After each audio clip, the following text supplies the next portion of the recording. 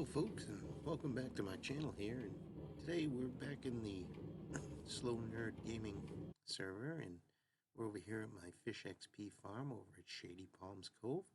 And I want to explain to you how my Fish XP farm works. So if we look down here, we'll see our giant magma platform. These are all magma blocks, and this is doing a majority of the work. As you can see, as the fish are spawning, they're instantly dying, and we have a real system in a cart that's collecting all our drops. So let's watch this guy right here. Instantly, he gets killed, and he drops the fish, and we're picking bones, and we're picking up ink sacs. So we're getting cod, salmon, bones, and ink sacs from this farm, which is wonderful. So we have a mine cart collection system underneath that's doing most of the work. Now, this is a dual cart system just because this platform is so big. Now, this is what I would call a half platform. Usually when I build this, I usually like to do two of these platforms because the production rates are amazing with two of them, and they're pretty good with just this one here. So again, this is enough for anybody, but if you really wanted to gather more ink sacs, we would want to run two of these platforms here. So let's get down below, and we'll show you how everything is kind of set up down there. Things are coming along pretty nice over here. We started to push things back and do a little terraforming that way, so we're getting there. So let's go down our little water elevator here. And let's go up here first. So we'll look over here. This is our cart collection system. We can see the magma blocks. Now, what's really important with this farm is we want it at least 3 to 4 blocks deep in the ocean, because that's about the height that the fish spawn at. So if you look at my coordinates, I'm anywhere between 57 to 60. So here goes one now, and they're coming back and they're returning back. So you can see it's a dual cart system. Just because we get so many drops, one cart isn't enough to keep up with all the drops. So take a look here. So that's pretty good. No ink sacs, but I just logged on, so I haven't been running this for a long time. So that's not too bad. As you can see, we're collecting bones and we're collecting the fish. So these rail systems go all the way out. There's 3 redstone blocks powering it just because it's so big and I want the carts to go really fast. So we got a whole bunch of powered rails out there pushing it. And then over here, this is our timer, because I've noticed that when the carts come on and you use a comparator, that the carts will only empty 1 or 2 items at a time. And with as many items as we're collecting, we need it to be on a timer. So what we have here is an etho clock timer. And the way this works is we put an item between the 2 hoppers there, and it counts down. It's very, very accurate. So that's on a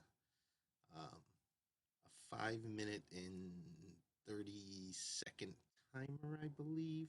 And that's for, I sat here with a stopwatch, and I time from when the carts take off until they return, and then we're going to give a little extra time for lag, and then we're going to give time for them to unload. So it's okay if they sit at the docking station for a couple extra seconds. To be a little longer in time is much better. So let's go into our sorter system.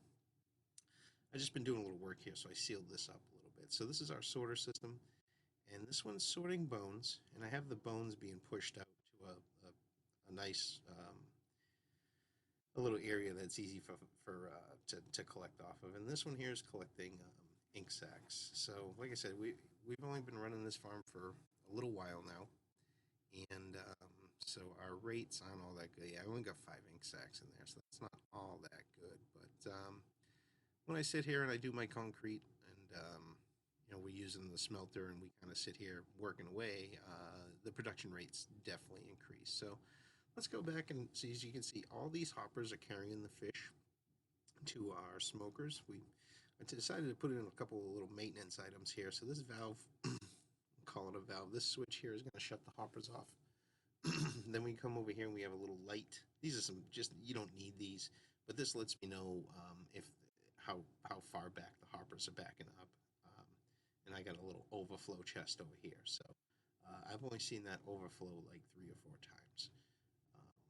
So the production rates of the fish, it's pretty incredible. So as we look in here, I'm like 130 levels. What I'll do is I'll put a clip here after I die. If I die, I'll definitely die. I'll put a clip in there for me starting with 0, and you'll see that pulling the fish out, we get right to level 40. So you can see all our collection.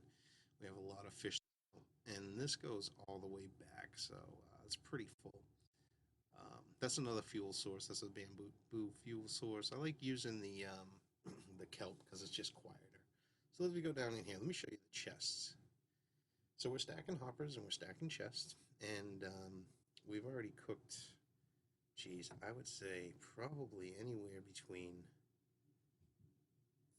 350,000 fish to 500K fish so far.